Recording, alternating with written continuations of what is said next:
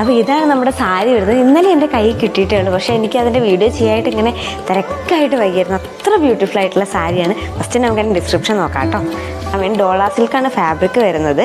നമുക്കതിൻ്റെ പ്രിൻറ്റുകൾ നോക്കാം കേട്ടോ. ബോഡി ത്രൂ ഔട്ട് നമുക്ക് ഇങ്ങനത്തെ പ്രിൻ്റാണ് വരുന്നത്. നല്ല ബ്യൂട്ടിഫുൾ ആയിട്ടുള്ള എലിഫൻറ്റും നല്ലൊരു പുരാണം ടച്ചൊക്കെ വരുന്ന ടൈപ്പിലൊരു പ്രിൻ്റാണ് വന്നിട്ടുള്ളത്. അതിന് നല്ല ചെറിയുടെ ബോർഡർ കൊടുത്തിട്ടുണ്ട്. പക്ഷെ അതിൻ്റെ വിത്ത് ബ്ലൗസ് ആയിട്ട് വരുന്നത് ഇങ്ങനെ ചെറിയ പ്രിൻ്റുള്ള വിത്ത് ബ്ലൗസാണ് ഇതിൻ്റെ കൂടെ വന്നിട്ടുള്ളത്. ഇങ്ങനെയാണ് ഇതിൻ്റെ പല്ലു വരുന്നത്.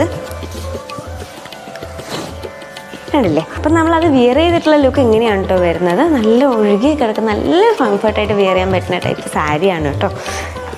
പല്ലുമൊക്കെ വരുമ്പോൾ ഇങ്ങനെ വരും.